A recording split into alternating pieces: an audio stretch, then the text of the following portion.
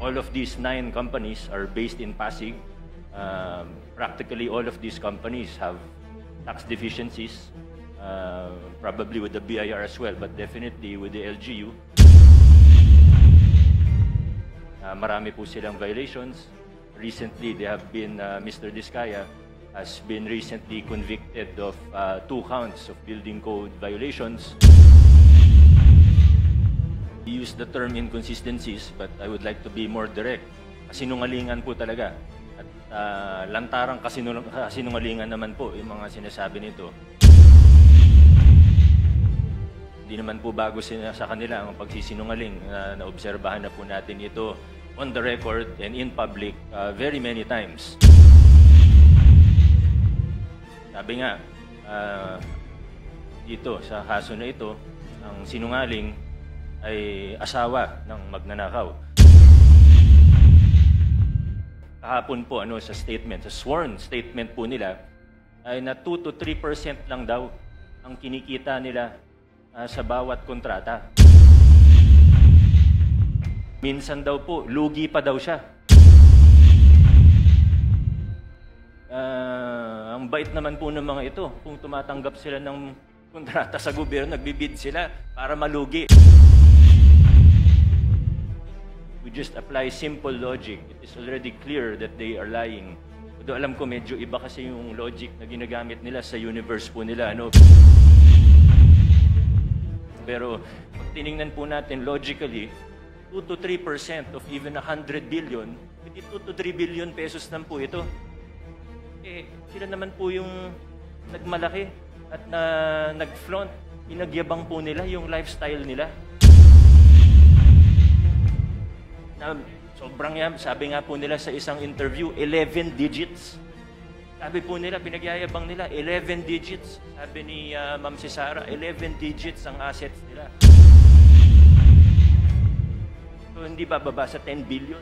Nakita po natin, isang jade lang nila sa, sa office nila. 100 million na kagad yun.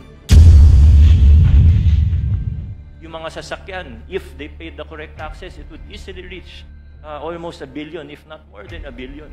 How will you afford that if you're only earning 2 to 3% profit? Buti na lang po ang isda ay nahuhuli sa sarili nilang bibig. Buti na lang po, ganun po sila magsalita in public at nalalaman natin ang mga katotohanan. And I think we really have to be careful because in our experience with them, in my experience with them, Mr. Chair,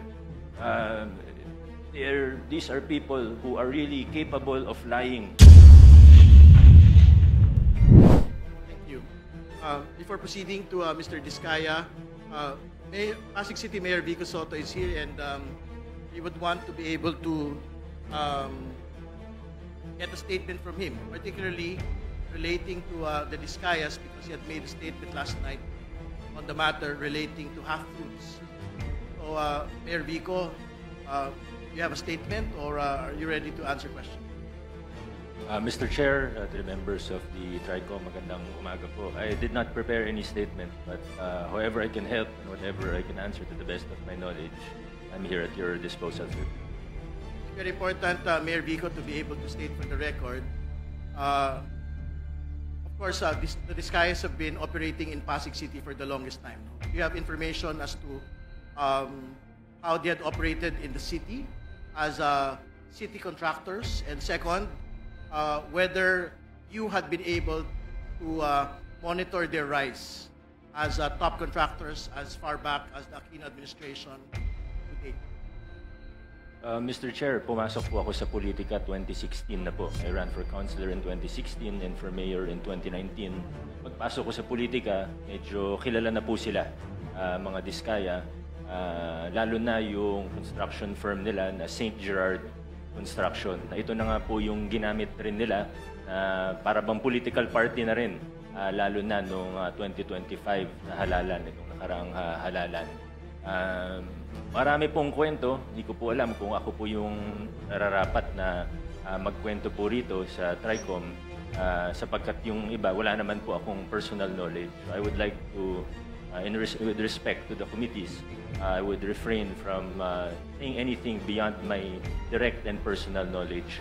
What I can say is that they have 9 construction firms that we have seen now in the news, the 9 calling card companies of the spouses Diskaya, where they have used dummies, where they have become huge contractors, and all of these 9 companies are based in Pasig. Practically all of these companies have tax deficiencies, probably with the BIR as well, but definitely with the LGU. Marami po silang violations. Recently, they have been, Mr. Diskaya has been recently convicted of 2 counts of building code violations. So medyo notorious po ito. Nagsimula sila sa LGU. And again, with regard to the question of the chair, kahit nung mayor na ako, naungontrata pa rin sila sa LGU. Kasi pinapatupad po namin sa Pasig ay strict adherence to the law, which is open and public bidding. So pag nagko-qualify po sila mula 2019, hindi po namin hinaharangan yung mga project po sila sa city government of Pasig. Hindi naman siguro kalakihan na project, pero meron po silang projects with the city. And we have observed with the DPWH, palaki ng palaki yung mga project nila. Yung napag-uusapan po ngayon na 31 billion pesos of flood control projects. Katunayan, flood control projects pa lang po ito. Hindi bababa sa 100 billion pesos ang total contracts po nila sa ating pamahalaan, Mr. Chair. Siguro as a final question before proceeding, Mayor Vico Soto, you mentioned in your Facebook statement that you had seen many inconsistencies, no, in the testimony of the Diskayas. So maybe you can intimate to the committee what these particular inconsistencies are. Thank you, Mr. Chair. Marami nga po tayong naobserbahan na you use the term inconsistencies, but I would like to be more direct. Kasinungalingan po talaga. At lantarang kasinungalingan naman po yung mga sinasabi nito. Hindi naman po bago sa kanila ang pagsisinungaling. Naobserbahan na po natin ito on the record and in public very many times. Sabi nga, dito sa kaso na ito, ang sinungaling ay asawa ng magnanakaw. Kaya ito po talaga yung nakikita natin. Isang very glaring na kasinungalingan ay yung kahapon po sa statement, sa sworn statement po nila, ay na 2 to 3% lang daw ang kinikita nila sa bawat kontrata. Kahit naman po hindi ka eksperto sa larangan ng construction o engineering, obvious naman po na kasinungalingan ito. Meron pa po, sabi po nila, when Senator Tulfo was questioning them, sabi niya po, minsan daw po, lugi pa daw siya. Ang bait naman po ng mga ito. Kung tumatanggap sila ng kontrata sa gobyerno, nagbibid sila para malugi. No sane business person would do that. Of course, I think everyone in this room would agree. Sinasabi nila 2 to 3% yung normal, 5% daw pag sinuwerte. Pag kinompute po natin, alam ko medyo, Mr. Chair, with all due respect, we just apply simple logic. It is already clear that they are lying. Pero alam ko medyo iba kasi yung logic na ginagamit nila sa universe po nila. Pero pag tinignan po natin logically, 2 to 3% of even 100 billion, 2 to 3 billion pesos lang po ito. Sila naman po yung nagmalaki at nag-flaunt. Pinagyabang po nila yung lifestyle nila. Na sobrang yan, sabi nga po nila sa isang interview, 11 digits. Sabi po nila, pinagyayabang nila, 11 digits. Sabi ni Ma'am Sara, 11 digits ang assets nila. So hindi bababa sa 10 billion. Nakita po natin, isang jade lang nila sa sa office nila, 100 million na kagad yun. Yung mga sasakyan, if they paid the correct taxes, it would easily reach almost 1 billion, if not more than 1 billion. How will you afford that if you're only earning 2 to 3% profit?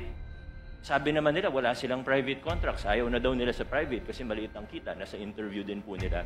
So, buti na lang po ang isda ay nahuhuli sa sarili nilang bibig.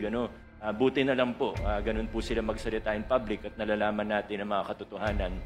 And I don't mean to overstep, Mr. Chair. Please stop me at any time.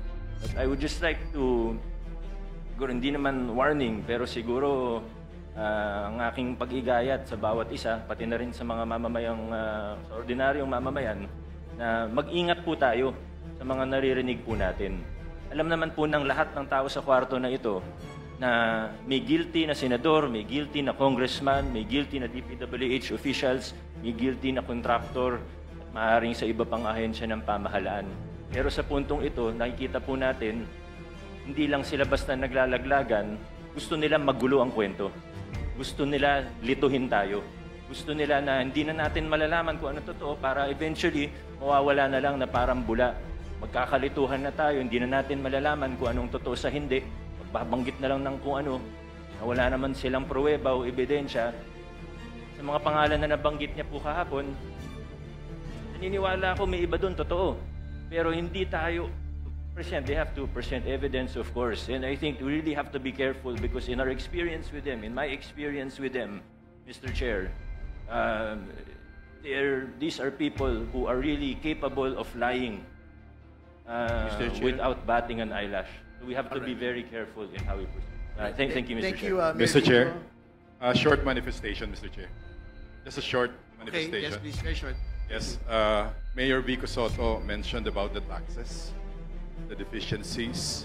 So may I manifest that is the Bureau of Internal Revenue here? BIR? Nandito ba sila? We will check if they are here. Well, anyway, I would like to manifest to this committee to investigate the tax deficiencies of the companies and likewise to furnish copies this committee and likewise the local government of Pasig so they can review the tax deficiencies of this company. Thank you, Mr. Chair. Right, thank you. Okay, so I think we can proceed already with Congresswoman for the next interpellator, Congresswoman Laila De Lima. Thank you, Mr. Chair. May I first ask, Mr. Chair, who are those who were subpoenaed during the last hearing, the first hearing, but are no show? COMSEC, kindly respond to the question of Congresswoman De Lima, please. Mr. Chair, we sent subpoena ad testificandum to the following: Wawaw Builders, Alpha and Omega, St. Timothy, and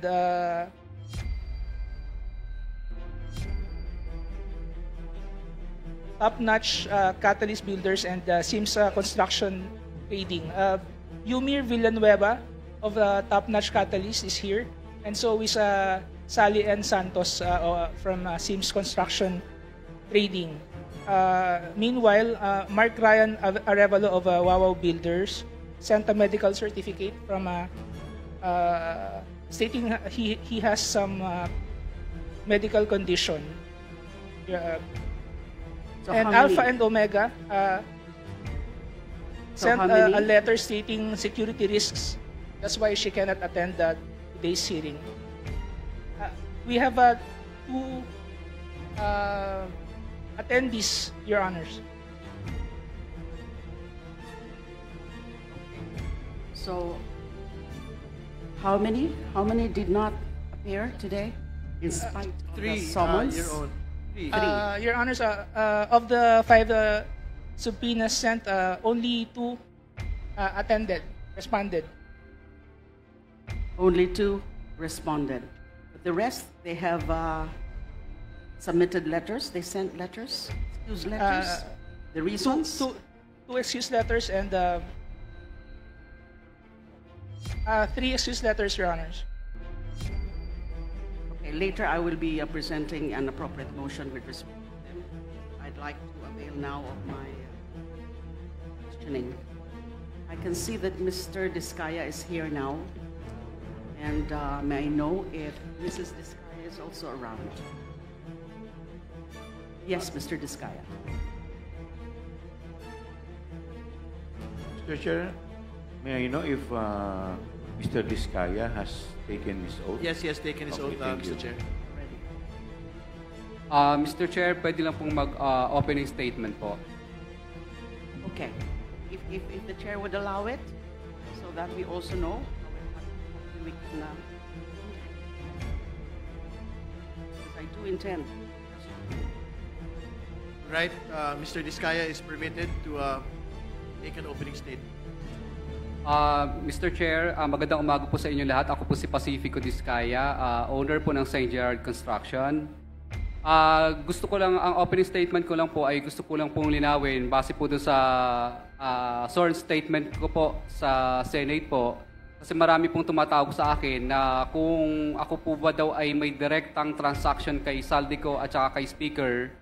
Gusto ko pong linawin sa kanila na wala po akong direktang transaction. Hindi po ako nagkaroon ng anumang klaseng transaction sa kanila. Lahat lang po ng mga sinabi ko po para makumpleto po ang aking sworn statement ay kaya nabanggit po ang mga pangalan na yon dahil yun po ang madalas na sinasabi ng mga kausap ko po ng politiko. Binabanggit nila na kailangan ibigay mo na kaagad yung obligasyon kasi pinakukuha na ni Saldico at saka ni Speaker.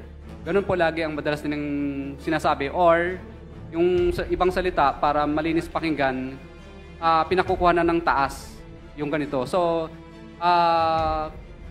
marami pong pagkakataon sa mga nabanggit ko na madalas po nilang gamitin po ang pangalan po ni Saldico at saka ni Speaker. Kaya nga po, ako po ay gusto ko iparting din kay Speaker po at saka kay Saldico na baka po nagagamit lang po ng mga politikong ito ang inyo pong pangalan. Kumbaga, para makakuha o ano po maklaseng bagay. Pero wala po akong direct na unawa or capacity na masabi na talagang kay Speaker po napupunta yon o kay Saldico. Kundi yun lang po ang mga binabanggit ng mga politikong nakakausap ko. Para daw po kay Saldico at Speaker. Kaya sa akin po, mas mabuti po na naiparting ko po kay Speaker at saka kay Saldico na wala po akong direktang transaction sa inyo. Ito po ang mga naririnig ko lang po na mga salita mula po sa mga politiko na namumuwersa at namimilit na minamadali na po yung obligasyon dahil dadalhin daw po sa inyo. Yun po ang reason. Pero transaction sa kanila, wala po. Thank you po, Your Honor. Yan po ang opening statement nyo. Yes po. Kasi yan po ang kadalasang tinatanong ng iba pong mga kaibigan lang din po. At yung kinaklarify nyo po kanina would pertain dun sa mga sinabi mo dito sa sinumpaang salaysay na sinabit ninyo sa Senado. Yes po. Ito po yun. Ito po yun. Yun? Opo, kasi lumalabas po na sinasabi nila na ako daw ay nakadirektang transaction ko si Speaker at saka si Saldico, which is wala naman po talaga. Ang nandito po na nakasulat sa akin pong salaysay ay naririnig ko po na madalas pong sinasabi at pinagyayabang ng politiko na ibibigay po sa kay Speaker daw o kay Saldico yung obligasyon na hinihingi nila. So ang clarify nyo lang po sa amin ngayon is yung sinasabi mong no personal knowledge o wala kang diretsong transaction. Access. Yes po. Or access. And Yes when you po. say access, physical access, personal access, nakausap, naka-meeting, nakausap sa telepono, in person. Yes po. Opo. Yun po ang kinaklarify nyo.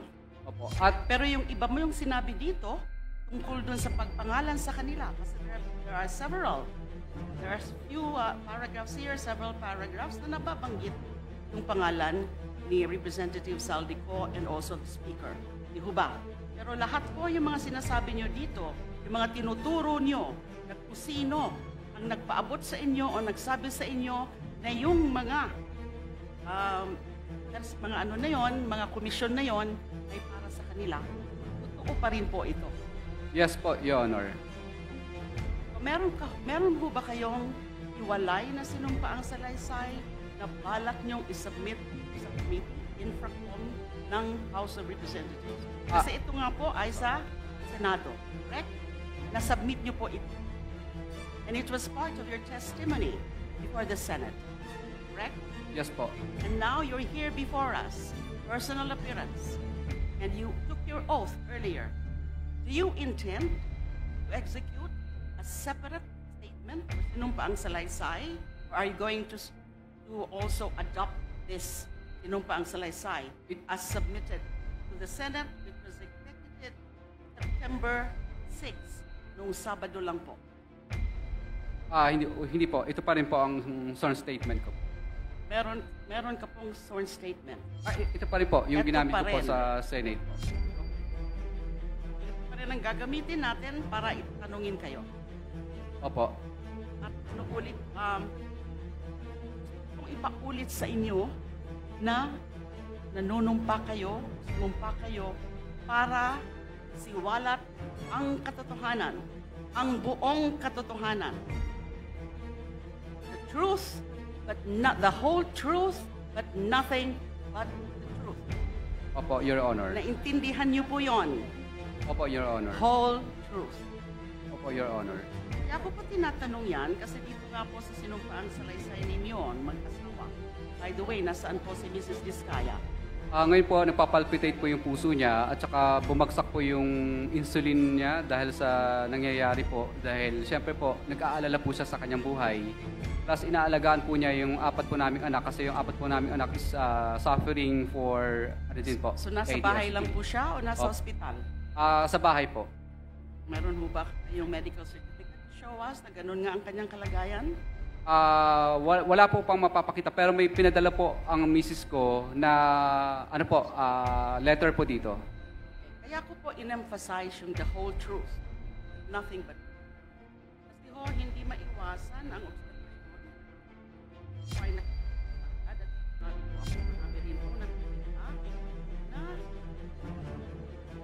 number 20 or paragraph 20 kung saan pinangalanan ninyo yung mga miyembro ng House of Representatives na allegedly ay yung mga angkot dyan sa mga bayaran na yan, dyan sa mga komisyon na yan, dyan sa na yan. But paragraph 20 says, ilan sa kanila ay sina. Ilan sa kanila. Ibig sabihin, partial lang po ito. Hindi po ito kompleto. Yes or no? Yes, Your Honor. Hindi kompleto. Pagkasabi nga po, hindi po ito kompleto. Yes, Your Honor. Hindi kompleto. Meron pa. Meron pa po. Sinabi mong hindi kompleto, ilan sa kanila? Meron pa. Ang gusto ko pong tanungin sa inyo, pwede ho bang bigyan nyo na po kami ng kompleto na listahan? Kasi sa pagkakasabi nyo ilan sa kanila ay sina, alam nyo exactly kung ano pa o sino pa yung mga ibang sangkot na members of the House of Representatives. And tataka rin po ako at gusto ko itong itanong sa inyo. Yun po bang mga hindi nyo pa mga pinangalanan dito? Mga miyembro pa rin ng House of Representatives o miyembro na ng Senado? Your Honor, I invoke po muna my rights po. Ano po sabi nyo? I invoke po muna my rights po. Rights? Exactly what right? Yung hindi pa po ako sigurado po sa mga dokumento po ng iba pong pwedeng mabanggit. Hindi ko po maintindihan kung anong klaseng right sa batas ang ini-invoke ninyo. Yes, ang mga umaapir po sa atin, and by the way, with respect to that, Mr. Chair, may I just clarify, how do we call these persons or these individuals, someone were invited to appear before us? Are they guests? Are they resource persons? Or are they witnesses? Because the rules say they are supposed to be witnesses. The rules. And by the way, talking about the rules, isa po yung kailangan ko pong ipa-clarify. Ano po exactly ang rules na gag-govern ng proceedings natin dito sa TRICOM or Infracom? Kasi po, 3 pong committee ito. Good Government and Public Accountability, Public Works and Highways, and the third committee is Public Accounts. So 3 committees. And these committees are supposed to be governed by separate rules of proceedings. but I'm not aware of any new rules that would govern or are now governing these very proceedings. Are we being governed by general rules with respect to rules of governing inquiries in aid of legislation, or the rules of procedure, or these are the general rules of procedure governing inquiries in aid of legislation? Just clarificatory, Mr. Chair. We're governed by the House rules and the rules of procedure governing inquiries in aid of legislation. Okay. We The don't House- have a separate House rules. Okay. And indeed, under those rules, witnesses have the rights, certain rights. Pero po yung binabanggit niyo po ngayon, di po sigurado kung ano pong right. What specific right do you have that you are now invoking? You are not invoking right against self-incrimination, right? Your Honor, kung okay lang po ba, nasa executive session ko na lang po sasabihin para sa kaligtasan din po ng pamilya ko. At ako. Hindi po ako papayag nun. Of course, that should be the decision of the body. But I am not in favor of this. Kasi, kung kayang-kaya niyo po na pangalanan ang ilan ng mga members of the House of Representatives, at nababanggit niyo rin nga po yung pangalan nila Speaker and Representative Saldico, doon sa Senado. That was not in executive session. That was in open and public proceedings. I do not get it. I do not understand kung bakit all of a sudden you will be asking for an executive session dito po sa harap ng miyembro ng committee ng House of Representatives. That is quite unfair, and I don't think that is sanctioned by the rules. Bakit po? Your Honor, okay lang po ba Do I take it na gusto mo pa rin magbanggit ng mga pangalan? Hindi po, Your Honor. Wala po. Bakit po kayo humihingi ng executive session? Is it a matter of national security? I don't think so. The chair would like to interject. Ano po yung hinihingi, Mr. Diskaya po na assurance, yung protection po? Kanina po kay Mr. Hernandez, yan din po yung kanya pong hinihingi mula sa amin. Yun din po yung igagawad po ng komite sa inyo at kay Mrs. Diskaya pagpunta po niya rito. Dahil syempre naunawaan po namin yung bigat ng inyo pong mga testimonya, malalaking tao ang ating pong pinag-uusapan dito. So kung is an assurance of safety, is an assurance of security, the committee is prepared to grant it. Mr. Chair, I perhaps Mr. Diskaya may be allowed to consult briefly his lawyer so that the lawyer can enlighten him kung ano talaga ang pwedeng under executive session. Correct? I'm sure the lawyer would know kung saan ka pwede mag-invoke ng executive session. At yung tanong ko po kanina, meron pa ba na mga pangalan kayong babanggitin na wala sa sworn statement? So I so move, Yes. Mr. Chair, to allow the witness to confer with counsel. Yes, Congresswoman De Lima, Mr. Diskaya can confer momentarily with his counsel, please. Meeting suspended. Mr. Chair, may isang tanong lang.